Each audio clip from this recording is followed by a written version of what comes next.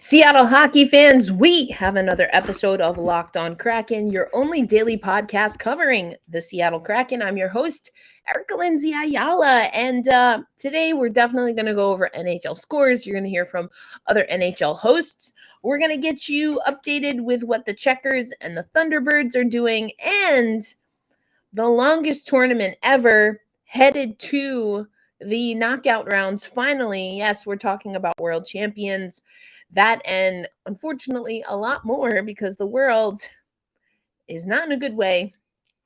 That's coming up on Locked On Kraken. You are Locked On Kraken, your daily podcast on the Seattle Kraken, part of the Locked On Podcast Network, your team every day. We are the Seattle Kraken.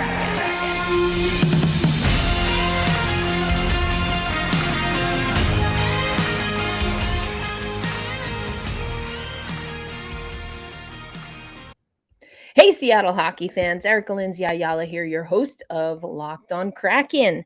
Yesterday was a travel day, so we're back. We're going to talk about the NHL playoffs. Lots to get into. We're also going to talk about the Charlotte Checkers. They've got a game tonight. The Thunderbirds played, so we've got plenty to go over. And again, I just want to kind of send some love and light. There's a lot going on in the world. Between death threats and Kadri, and we'll get to that, and just other things going on. I've got my Protect Children Not Guns pin on for those from Buffalo to California to Texas to DC. Unfortunately, anywhere USA these days. So I actually want to start with my wellness tip.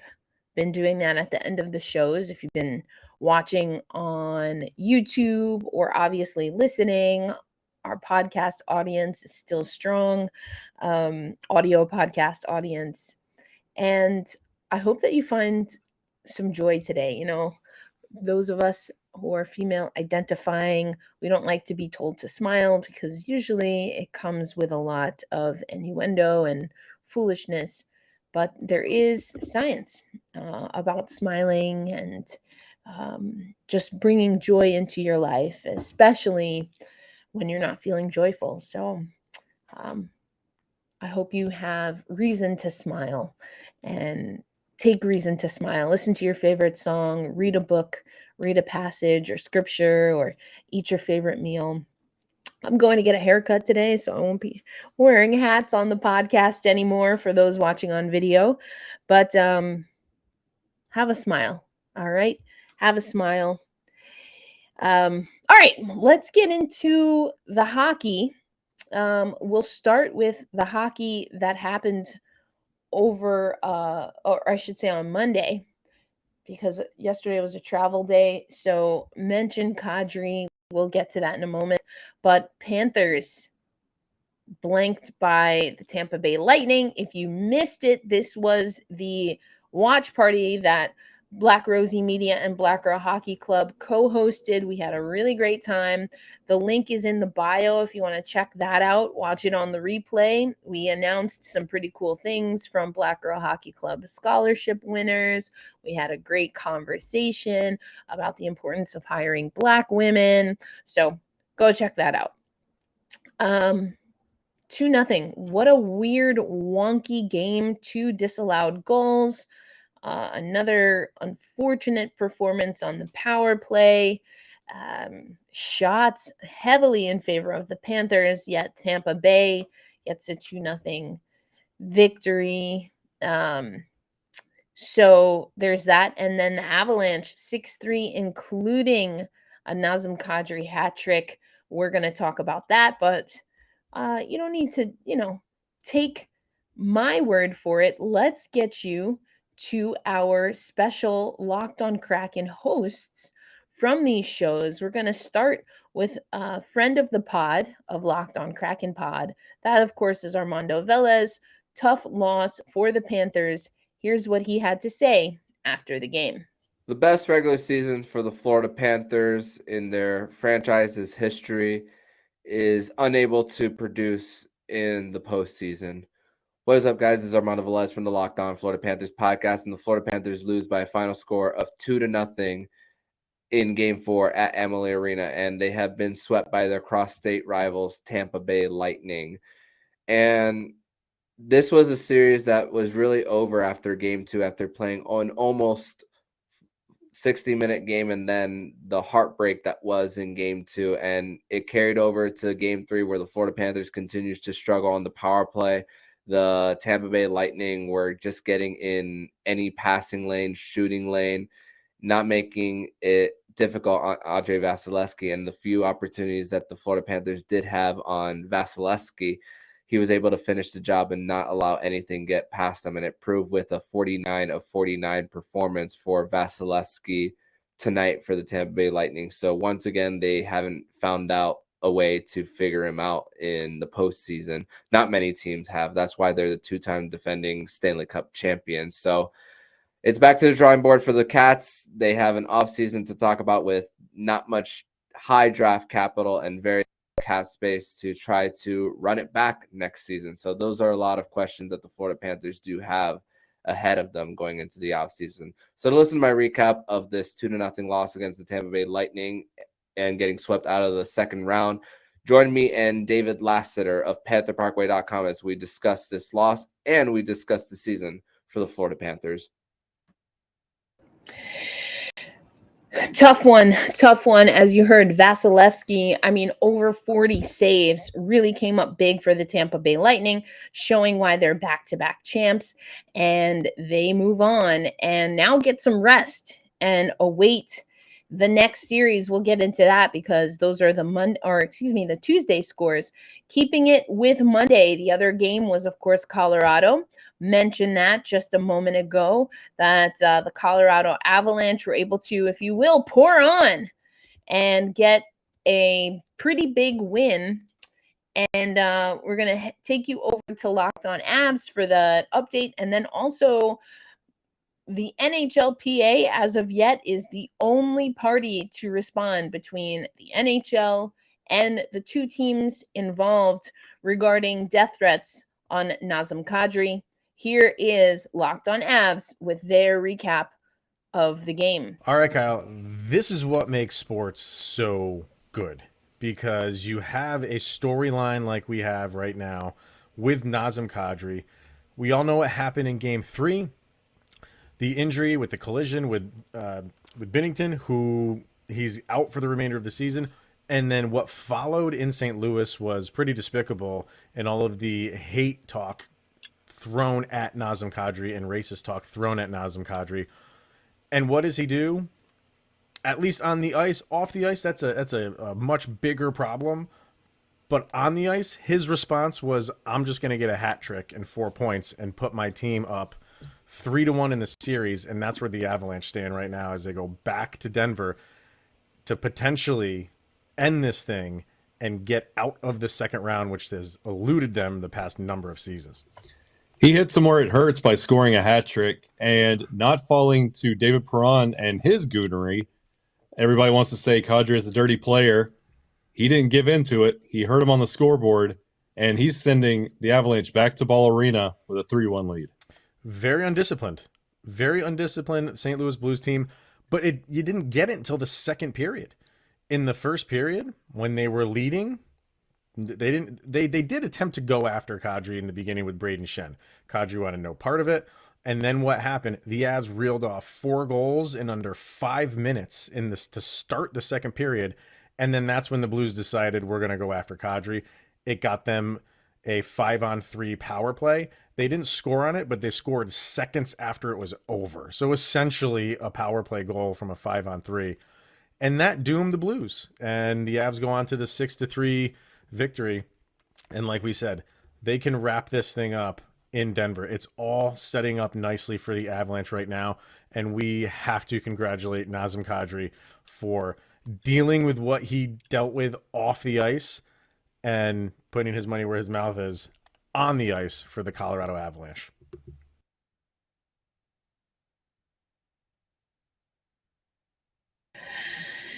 All right, Kyle. Oops, there we go. So there you have it. First of all, stick taps to Kyle wearing his Hockey Diversity Alliance cap. Hockey Diversity Alliance started by NHL players. Eventually, they involved some women, but HDA was the first group to respond at all in any way, shape, or form to what was happening with Nazem Kadri. We talked about it on Monday's show. Akeem Aliou made a statement. I want to take you to what the NHLPA tweeted out, but first, and thank you for, I'm sorry I didn't write the name down, but someone in the comments talking about Binnington and the swing of the stick. That was a separate incident as part of the highlights pack. So, but speaking of Binnington, allegedly he's been wiping his Twitter. I'm just going to leave that one there for now. I really don't want to get too worked up. Like I said, my self-care today is getting a haircut. I want to feel good about it. But here's what the NHLPA had to say. They made this statement after the game on Monday, well after the game on Monday. It actually made it yesterday. And except for members of the Hockey Diversity Alliance and the greater hockey community, haven't seen the NHL respond, haven't seen the Blues respond. It's been no comment from the Blues. So anyway, NHLPA strongly condemns the hateful and offensive comments directed towards Nazem Kadri and his family. And we've seen that Nazem has spoken about this. He was asked about it and made it very clear that he's had to get used to this type of behavior, that it's hurtful, that he pushes through because there may be people that are not, they don't have the fortitude or the energy, I'm paraphrasing here, to deal with such things. And he pushes through for them. Do not mistake any of that.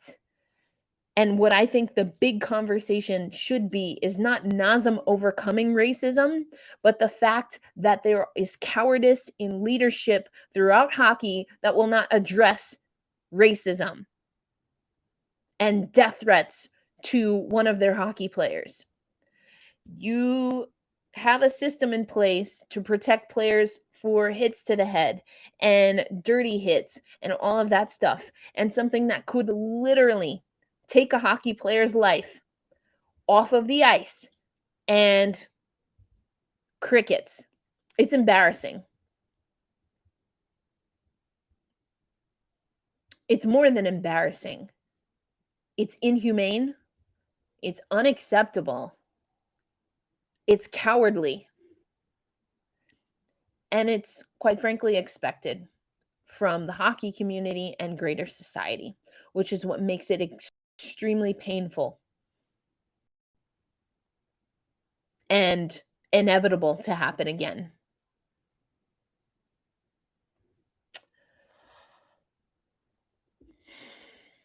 So anyway, with all of that, Kadri and the Avalanche, as we just heard, will take that series back home and do their best to get a win, get that over with. Hopefully they themselves also get some rest and wait out the rest of the playoffs. Speaking of, we're going to get into Tuesday's games. That's coming up next on Locked On Kraken.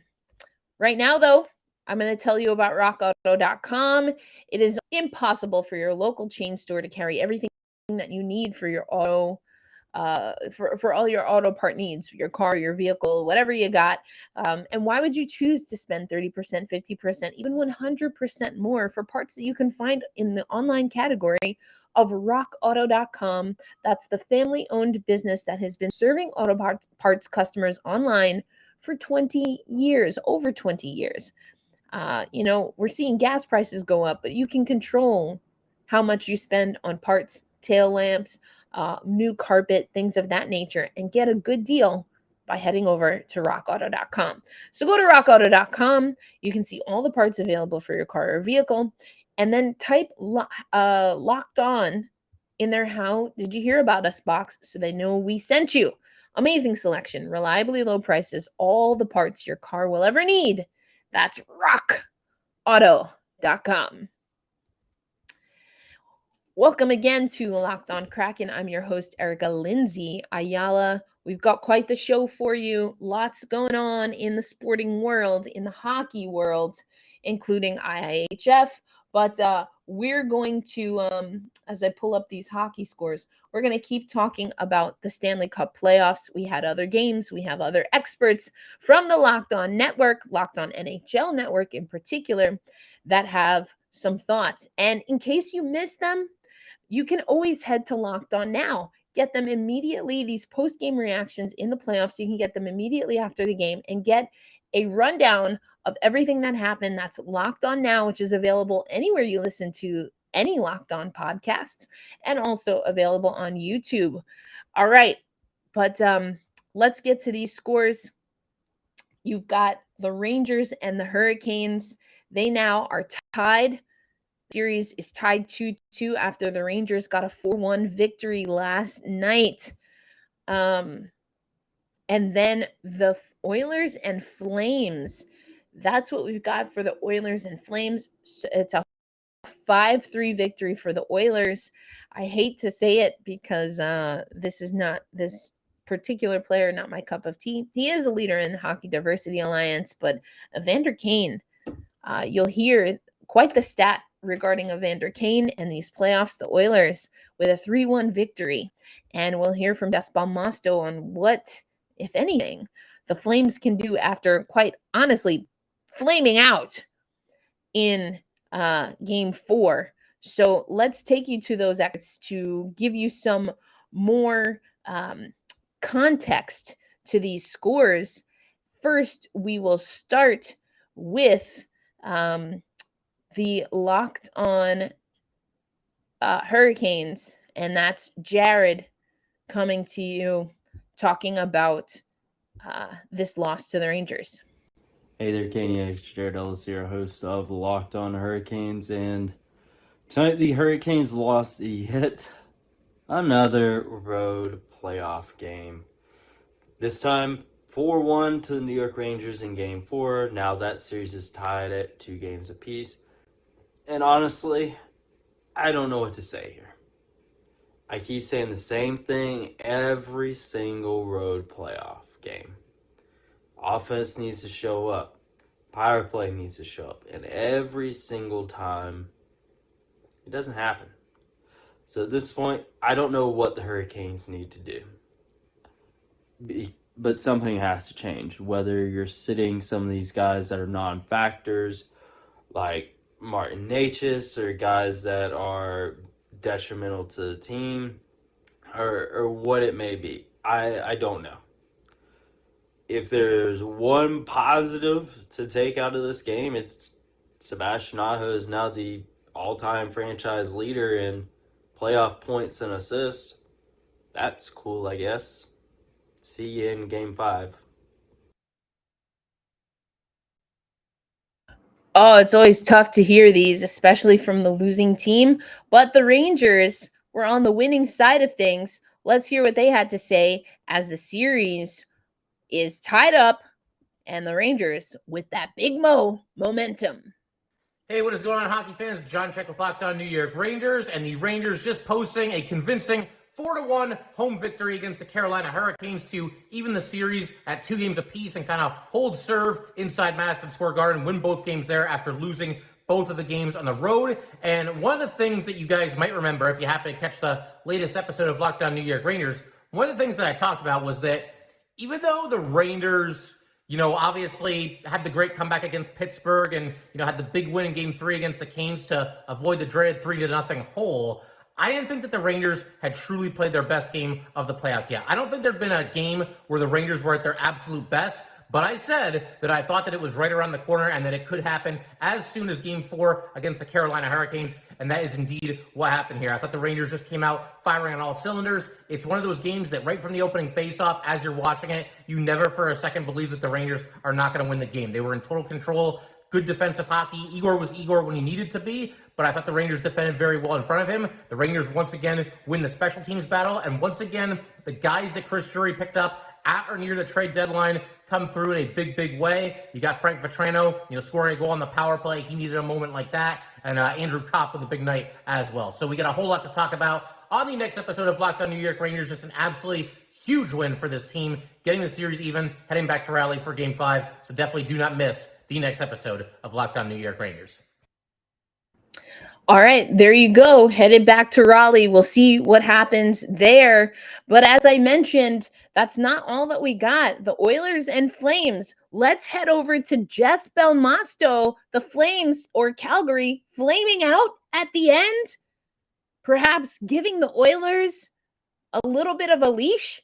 Let's hear what Jess has to say about that. What a way to end a game after an exciting comeback. Hello everyone, it's Jess Belmosto of Locked On Flames, and what even happened?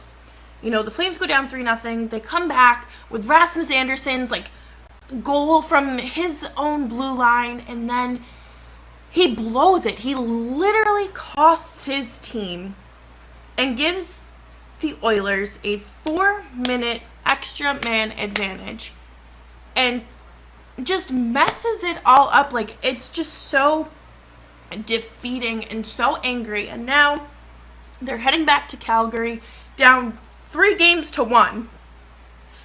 If if the Oilers win on Thursday at the Saddle Dome, I hope that this team remembers this feeling for the rest of their lives, for the rest of their playing careers, and remembers how humiliating it was. Mike Smith literally gave you a mulligan, and you still couldn't do it. You still couldn't do it.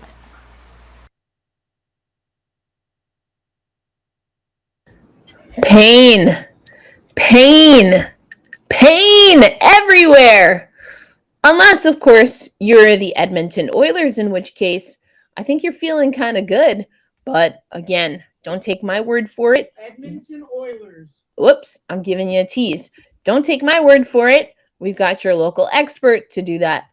The Edmonton Oilers are a win away from the Stanley Cup Western Conference Finals as they beat the Calgary Flames 5-3 in Game 4 and take a 3-1 series lead heading back to Calgary on Thursday. Ryan Nugent-Hopkins gets the scoring started for the Oilers and really gets the scoring ended for the Oilers as he scores the first goal of the game and the game winner on a couple of mistakes by Jacob Markstrom, and the Oilers took advantage. Zach Hyman also getting a goal in the game as he scores in his 4th straight game in the series. He scored a goal in every game so far in this series. Evander Kane also scoring a pair. He has 12 now in the playoffs. That is absolutely insane. And the Oilers did it all with only 1 assist from Connor McDavid. The Edmonton Oilers and the Calgary Flames head back to Calgary for a 7:30 puck drop on Thursday in Calgary. The Edmonton Oilers have a chance to head to the Western Conference Finals for the first time since 2006 in enemy territory.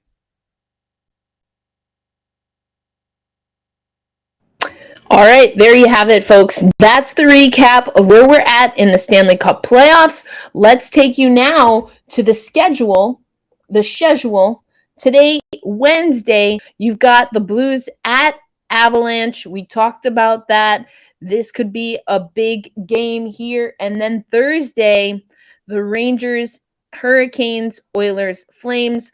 Of course, we don't need the Battle of Florida. That has already been taken care of by the Tampa Bay Lightning. Coming up next, though, on Locked On Kraken, as soon as I toggle my screen here, coming up next on Locked On Kraken, we are going to take you to the other playoffs happening, WHL, AHL, and get ready for the Charlotte Checkers and the Seattle Thunderbirds.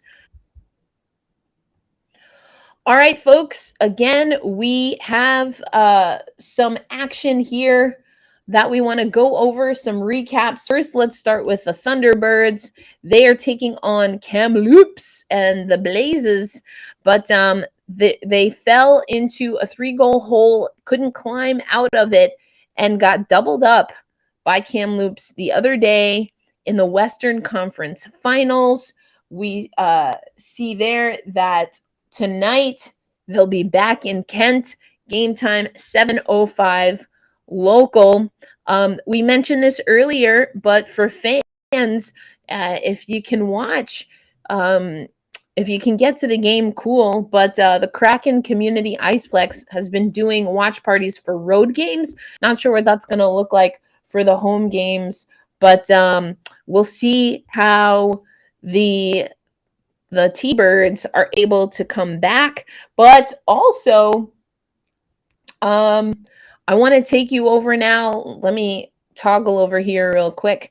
But I want to take you over to the Charlotte Checkers and hear from them post-practice as they get ready to try and rebound from their series with the Springfield Thunderbirds. Just collectively rebounding, obviously, from not the effort we wanted. So felt like they played well, but we beat ourselves at times too. So just try to clean those up, watch video, and try to duplicate it on the ice. Yeah, I mean, I talked at the start of the playoffs of, what happens, how are we going to react to things. So, we kind of got punched in the mouth there, so to speak. And as a leader, as an older guy, you have to be vocal. You have to obviously be hardworking at practice. And you have to let them know it's not the end of the world.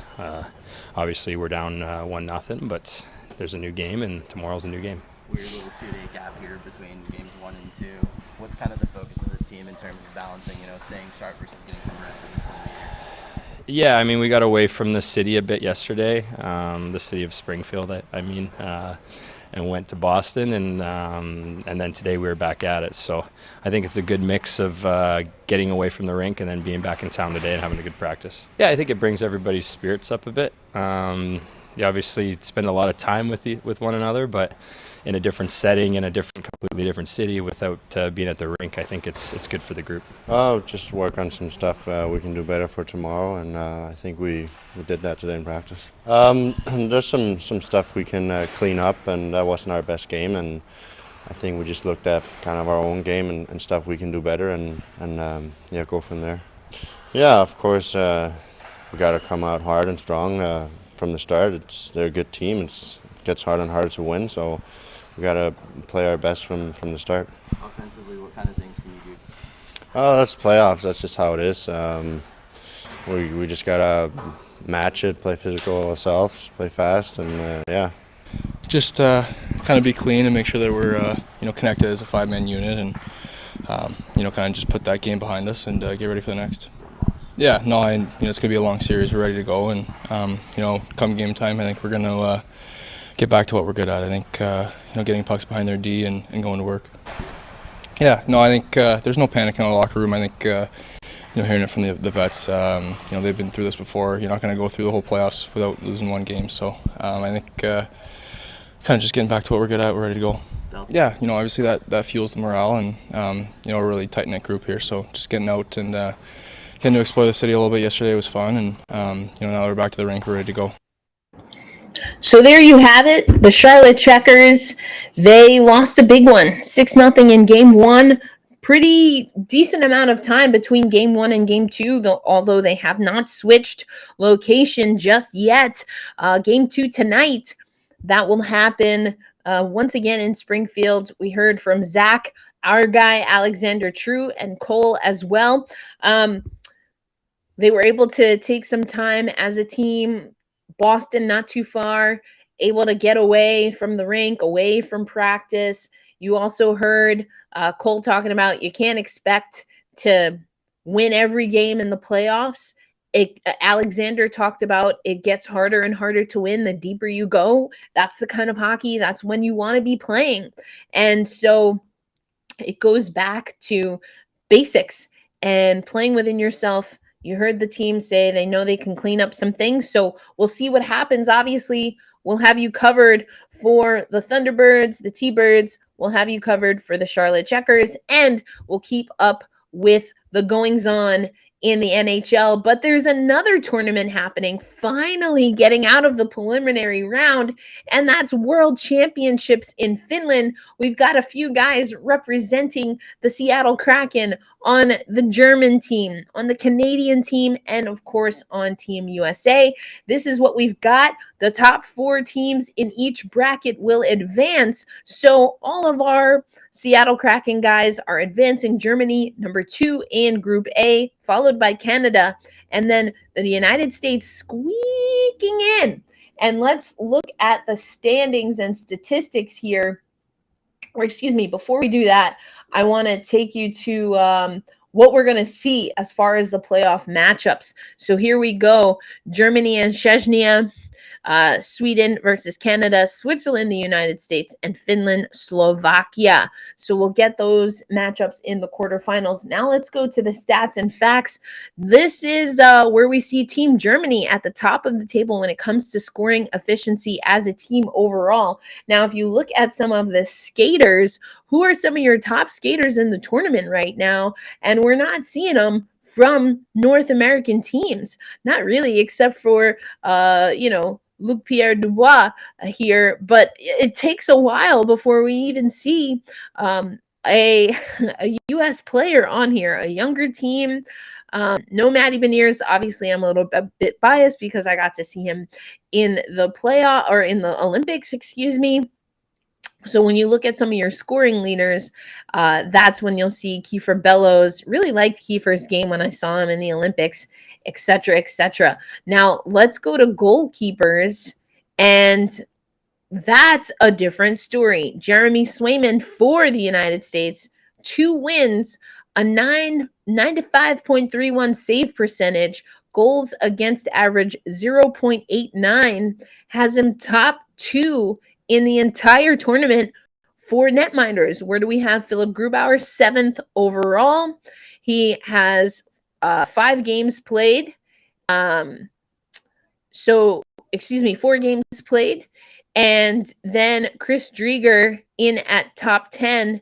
He's got 3 games played in net for Canada, for Hockey Canada. So now that we're in the knockout rounds, yes, absolutely, we will keep you updated, especially on how our guys from the Seattle Kraken are doing. Carson Coleman representing the United States. And as far as the NHL playoffs, it's your boy, Callie Yarncroke and his team, the Calgary Flames, are on the ropes. We'll see if they can make something happen and extend the series a little bit. Either way, we'll have you covered on Locked On Kraken. Now that you've listened to Locked On Kraken, it's time for you to head over to Locked On NHL. From first round matchups to each Stanley Cup kiss, Locked On NHL covers the playoffs like no other. This is your daily NHL overview podcast, so a little bit different than the Locked On Nows. Locked On NHL is going to have you ready for the Stanley Cup playoffs and all the way up to the final. That's Monday through Thursday on YouTube and anywhere you listen to audio podcasts. Shout out to the audio listeners. You're still our largest Locked On listenership. You're our largest audience. That's what I'm trying to say. We thank you either way that you listen and or watch. We thank you for the comments. If I make a mistake, I want to know. Appreciate it. My name is Erica Lindsay Ayala.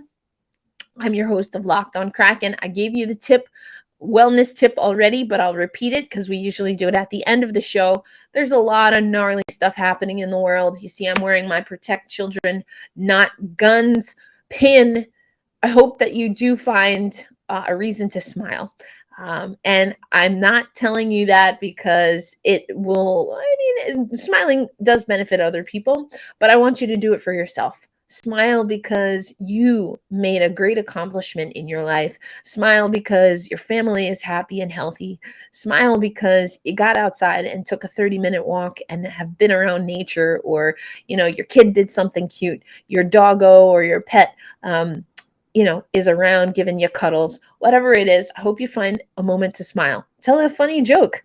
I tell terrible jokes sometimes, but you know what? They make me belly laugh. And we have every right to be happy, even as the world is not the happiest place. All the more reason why we hang on to our happiness. I want you to hold fast and stay true to being a good person and committing to anti-racism actively.